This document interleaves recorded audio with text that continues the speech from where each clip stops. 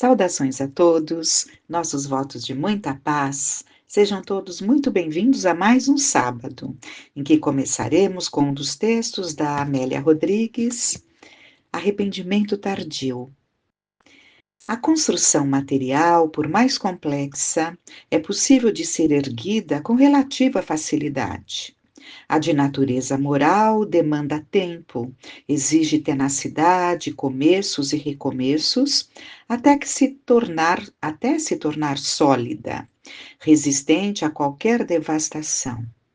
O aplainar das arestas morais é mais sacrificial do que desbastar os minerais, corrigir-lhes as anfractuosidades, moldá-los. Por isso mesmo, o espírito é o construtor de sua realidade, devendo entregar-se com empenho ao mistério sem descanso. Qualquer titubeio surge a ameaça à realização. Um descuido, abrem-se os canais para o alagamento e desastre da obra. Judas Iscariotes não alcançara a dimensão plena do reino de Jesus, viera a fundar. Então, Judas Iscariotes não alcançara a dimensão plena do reino que Jesus viera a fundar. Sem exterioridades, seria no coração a sua base e no caráter os seus alicerces. De natureza eterna, dispensaria as formas exteriores, erguendo-se com os materiais preciosos que o ideal e o sacrifício exigem, ou melhor dizendo, elegem. Suas vigas mestras, seus pilares, são ainda hoje a decisão irrecusável e a segurança quanto à excelência do empreendimento. Com estas convicções, nada constitui impedimento, e o êxito faz-se-lhes natural, duradouro. Judas, que era judeu, provavelmente de Queriote, elegera-se tesouro do grupo heterogêneo de amigos de Jesus a quem ele convidara para a edificação do reino. Então, ele se elege o tesoureiro do grupo. E aqui a Amélia coloca, do grupo heterogêneo. Jesus não trouxe para junto de si um grupo harmonioso, em que falavam a mesma língua, com as mesmas condições. Ele fez questão de trazer para junto do seu trabalho, né, mais direto, um grupo heterogêneo, justamente para que eles aparassem as arestas, conseguissem vencer-se cada um a si, nessa harmonia desse trabalho conjunto que é o palco da vida. O que fazemos na vida é isso, né? Nos amoldarmos, nos alicerçarmos e conseguirmos ali dar conta da nossa tarefa, do trabalho para que viemos, né? Cada um ali na sua função, mas juntos, no palco da vida. E essa é a condição, porque cada um é um, né? Então, ele poderia ter se juntado, se reunido, convidado para o trabalho a vários Franciscos de Assis, né? Mas não teria tido o resultado que se esperava. Era preciso que homens comuns, com valores, evidentemente, mas ainda trazendo as próprias dificuldades ainda a serem trabalhadas, formassem o seu colégio. Mas vamos lá. Imediatista considerava as pessoas, então Judas, né? Imediatista considerava as pessoas e ocorrências pela ótica distorcida de realidade, ou melhor, da realidade, pelo valor relativo, amoedado, social, transitório, não real. E isso fez perder-se e tornar-se a legendária personagem da traição, da desconfiança, da ingratidão. Jesus o amava e ele também amava o Mestre a seu modo, conforme as suas possibilidades.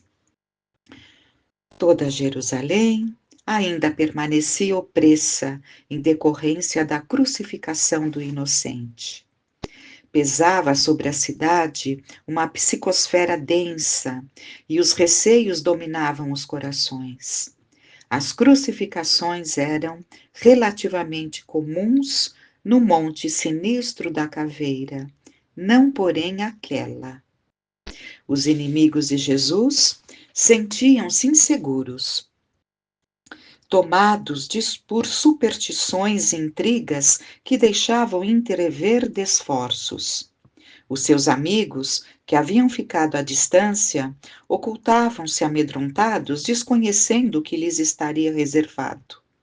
Ouviram-no e não o entenderam.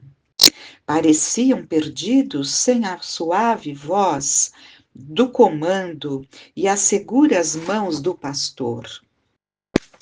As notícias enganosas, exageradas e deprimentes viajavam céleres de bocas a ouvidos, mas mais aumentando-lhes o pânico.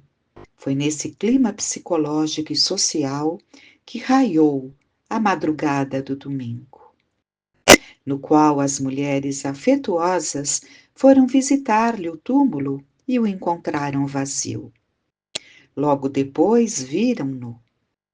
Receberam as instruções que suscitaram dúvidas nos amigos mais céticos quanto a seguirem para a Galileia. Então, porque Jesus fala ali, especialmente para Maria de Madalena, para que ela avisasse que os discípulos seguissem para a Galileia, porque eles estavam em Jerusalém. Judas vendera-o por 30 moedas de prata.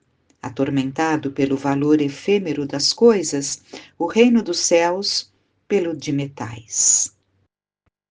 E tendo o dinheiro nas mãos, percebendo que o seu amigo não reagira, deixando-se aprisionar e sendo condenado, retornou aos comparsas do crime e, ante a frieza deles, tardiamente desabafou: pequei, entregando sangue inocente.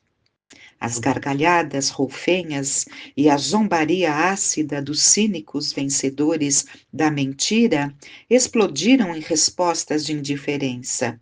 Que nos importa? Isso é lá contigo. Sem dimensão para compreender a extensão vil daquelas almas, o tresloucado atirou as moedas na direção do santuário, saiu e foi se enforcar. Os indivíduos fracos não se enfrentam. Fugindo da consciência, são-lhe vítima permanente, por não poderem liberar-se do seu aguilhão. Então, nós fracos somos vítimas de nós mesmos pelas nossas fraquezas, A culpa é ferrete cravado no cerne do ser, a revolver-se constante, ou melhor, cortante. Só a sujeição à realidade, com honesta disposição de reequilíbrio, arranca o epículo cravado, amenizando a dor. Fugir é fácil, porém, de que se foge, de quem e para onde?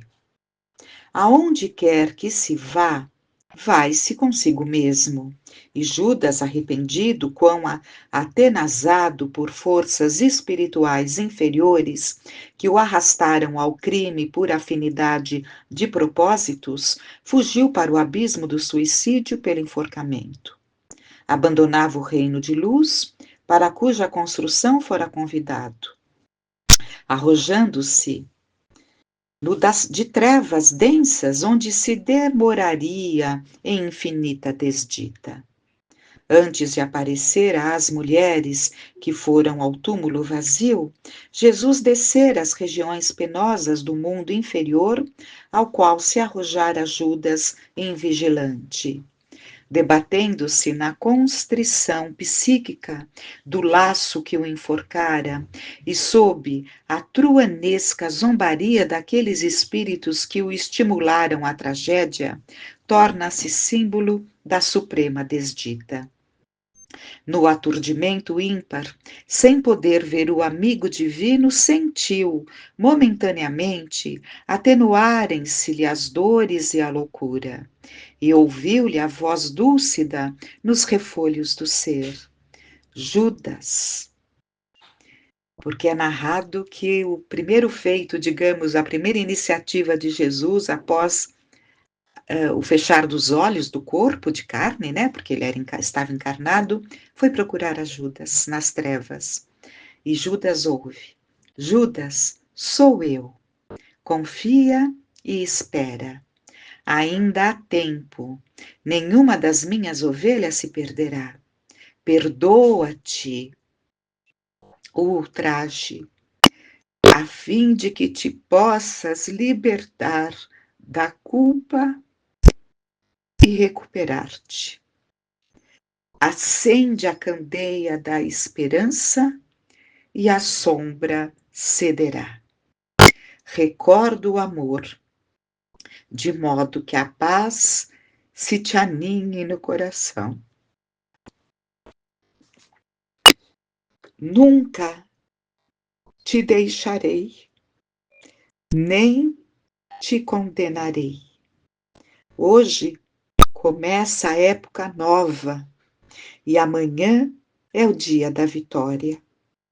Repousa um pouco, pois os milênios te aguardam e eu também estarei esperando por ti. Suavizado o sofrimento pelo reconforto da presença dele, Judas adormeceu por um pouco, adquirindo forças para as futuras expiações redentoras. Os príncipes dos sacerdotes, apanhando as moedas de prata, disseram: não é lícito lançá-las no tesouro, pois são preço de sangue. Depois de terem deliberado, compraram com elas o campo do oleiro, para servir de cemitério aos estrangeiros. Por tal razão, aquele campo é chamado, até o dia de hoje, de campo de sangue. Cumpriram-se as profecias. Tudo isso estava cantado nas profecias dos profetas que vieram preparando este caminho. Continuando. O reino dos céus está no coração e deverá ser exteriorizado através do amor, da paz, em bênçãos de humildade e fé. Frágil, a criatura humana que se empenha em distendê-lo sofre aguerridas perseguições, tentações. São-lhe oferecidas moedas de prata e ouro, poder e prazer, que após recebidas, quando se lhes constata o desvalor e se deseja reparar o mal, os onzenários e enganadores, ridicularizando aquele que se equivocou, certamente repetirão: isso é lá contigo. Reflitamos como também nos iludimos, reflitamos, essas 30 moedas aí simbolizam esses nossos sonhos ilusórios, em que não nos importamos com o que tenhamos que fazer para alcançar determinado objetivo. Que preço alto pagamos muitas vezes por algo que logo se diluirá, se desfará, e perceberemos ali a ilusão em que vivemos quantas vezes. Então, quando vemos aqueles textos que fala-se na ilusão do discípulo, as lições são para todos nós, ovelhas do Cristo, né? Então, percebamos ali quantas ilusões que nos trarão grandes desilusões, mas nos lembremos sempre das palavras de Jesus ajudas, né? Perdoa, se perdoe, porque quantas vezes nós temos que nos perdoar para seguirmos adiante. E vamos trazer mais um tema para completar essa nossa reflexão, que seria o último deste livro Trigo de Deus. Apacento o meu rebanho. Ainda predominavam nas almas saudosas a melancolia e a dor quase insuportáveis. Então, Jesus já havia partido, o coração deles doía muito, já estavam na Galileia, porque eles ouviram ali o recado, né, da Maria de Madalena, ficaram muito contrafeitos ali, porque que teria ido para uma mulher e não para eles, né? Mas depois Jesus já teria aparecido, eles estavam ainda juntos, reunidos ali, escondidos, às 7 chaves, Jesus se fez presente junto a eles, né? Algumas horinhas depois daquele momento, daquela manhã, de domingo, que ele aparece ali para as mulheres, para Maria de Madalena, não é? Então eles já estavam doídos, muito doídos na Galileia. Não obstante os acontecimentos festivos mais recentes, pairavam nos seus corações e mentes as lembranças do amado. É verdade que ele retornara do túmulo e dialogara com eles. Não, porém, como acontecera anteriormente. Claro, a presença física é diferente, né? Essa é a grande diferença, essa é a prova aqui dessa terra de expiações, em que ainda sentimos tanta falta da presença física, né? Então, a glória do reencontro parecia-lhes uma aquarela de luz na lembrança, enquanto aqueles dias que precederam ao Calvário eram toda uma sinfonia mística a cantar na memória das suas recordações. Nunca mais as suas seriam as mesmas vidas, nem eles voltariam a ser como antes. É interessante que nós vamos mergulhando nesses aprendizados que nos chegam e a gente acaba se emocionando de pensar na dor daquele grupo, né, que privou da intimidade de Jesus. Realmente nada supriria aquela falta que sentiriam. O que supriria, sim, foi o que eles vão fazer logo adiante, né? Logo após esses dias, eles começarão a abraçar o trabalho com tanta ênfase, com tanto amor, que esse vazio vai acalmar. Então vamos. Por isso que sempre nós ouvimos os conselhos dos espíritos amorosos, quando alguém sente falta de um amado que partiu, aquele coração de mãe tão machucado, o conselho é: trabalha, converta essas lágrimas em trabalho abençoado.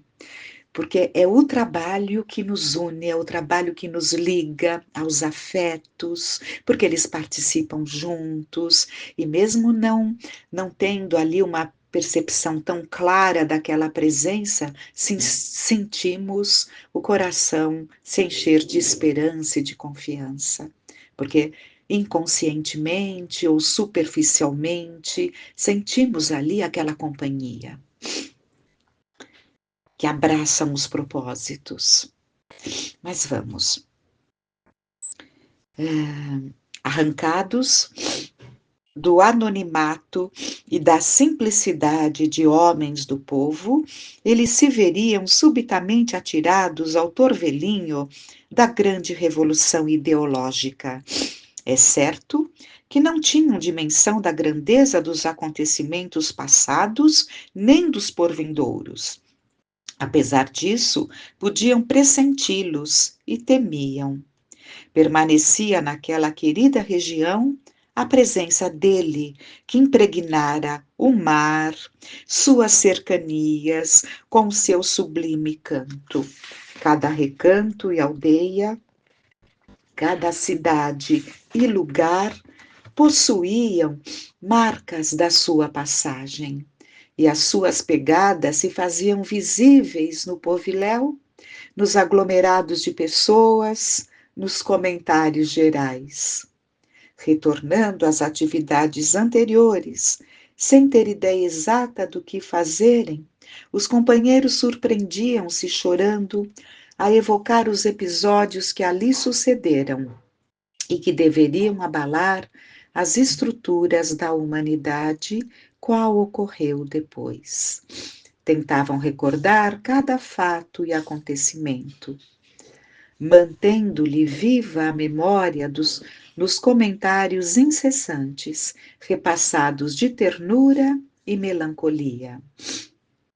Jesus fora o divisor dos tempos e assinalaria de forma especial a nova era com a sua mensagem. Eles pescavam, narra João, e nada haviam conseguido. Subitamente, um estranho, quem quiser procurar essa passagem, está em João, no capítulo 21, versículo do 15 ao 23. Então, eles pescavam, narra João, e nada haviam conseguido. Subitamente, um estranho da praia sugeriu-lhes que atirassem as redes para o lado direito da barca. E ao fazê-lo, por pouco não se romperam ao serem recolhidas. Retiraram das águas calmas 153 peixes grandes. Imediatamente reconheceram o mestre, que ali estava como no passado, vivo e estuante, sorridente e jovial, superando todas as expectativas do desencanto pelo seu desaparecimento, que ainda era comentado. Almoçaram com a alacridade de outrora. Ao terminar a tarde, ele assumiu a postura habitual e acercou-se de Pedro para interrogá-lo com doçura. Simão, filho de João, amas-me mais do que estes? A interrogação inesperada fulminou o amigo pescador, que se recordou das negações, e, envergonhado, porém honesto e firme, redarguiu: Sim, Senhor, tu sabes que te amo. Então, vamos ressaltar aqui, como vocês entenderam, como todos entendemos, que Jesus já havia partido. No entanto, está dito aqui que eles almoçaram, né? Almoçaram com a alacridade de outrora. Ao terminar a tarde, ele assumiu a postura habitual, né? Conversando ali com os discípulos, né? Então, com o corpo materializado, né? Que para nós espíritas, nós compreendemos claramente que ele adensou de tal forma o seu corpo espiritual, né? Porque isso é perfeitamente possível, não foi só Jesus que se fez presente materialmente falando, assim, que dá para tocar, dá para pôr a mão e sentir a carne. Não foi só Jesus, portanto, é uma lei da natureza que o perispírito pode se adensar a tal ponto de se fazer visível e palpável. Em outro momento, já trouxemos muitas vezes outros exemplos. Mas vamos aqui ao tema de hoje. Sim, Senhor, tu sabes que te amo. A resposta soou como doce campana no ar.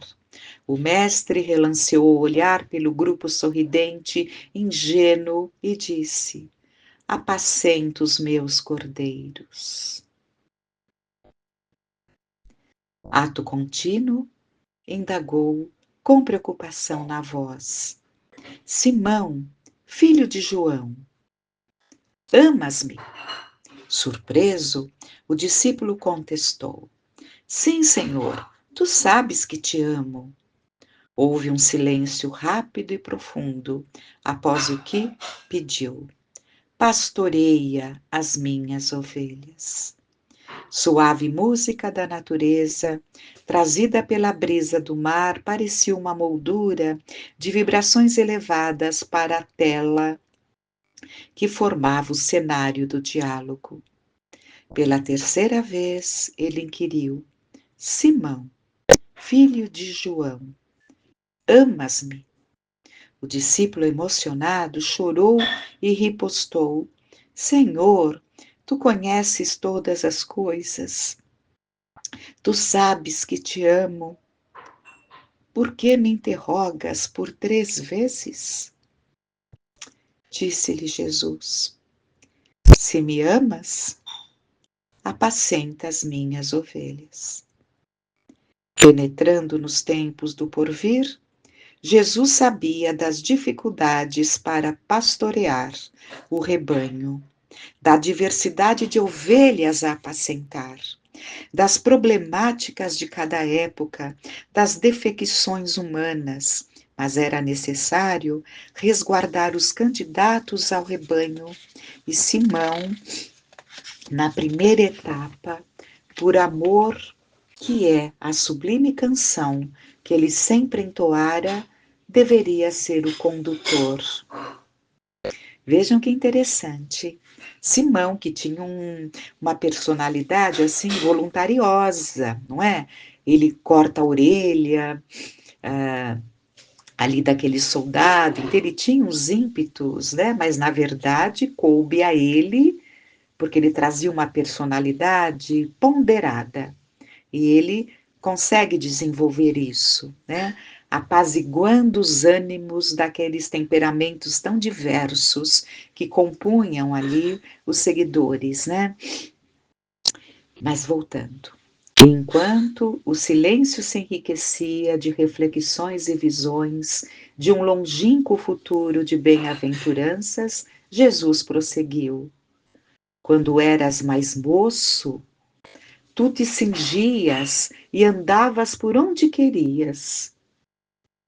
Quando fores velho, estenderás as mãos e outro te cingirá e te levará para onde não queres. Simão percebeu que seria conduzido ao matadouro por estranhas mãos. Isto, porém, não lhe importava naquele momento. Então, intuitivamente, Simão entendeu o que Jesus estava dizendo para ele, né? Isto, porém, não lhe importava naquele momento. O mestre ali estava, e isto sim, era-lhe tudo. Desejava sorver até a última gota da sua presença. Mas ele prosseguiu falando, anunciando que João, o discípulo amado, não provaria da morte pelo martírio. Seria poupado por amar demais. Porém, os outros, e de fato, quem pesquisar encontrará que todos os discípulos tiveram uma morte bastante difícil, né? O próprio Pedro, todos tiveram. E João, o evangelista, não. Ele esteve aqui encarnado até o último suspiro, levando ali os ensinamentos de Jesus, né? O amor supre todas as nossas necessidades, elimina todos os erros, porque propicia renovação e reparação. O amor é o perene amanhecer, após as sombras ameaçadoras. A palavra de Jesus, na tônica do amor, é a canção sublime que embalou sua época e até hoje constitui o apoio e a segurança das vidas que se lhe entregam em totalidade. Simão reuniu as ovelhas, conduziu-as com carinho e compreendeu, afeiçoado, o ministério que lhe cumpria realizar. Ao encerrar a jornada na cruz do martírio, pôde deixar, por e com amor, o rebanho unido, fiel, seguindo no rumo da luz. Sim, Senhor, eu te amo. Então, apacenta o meu rebanho.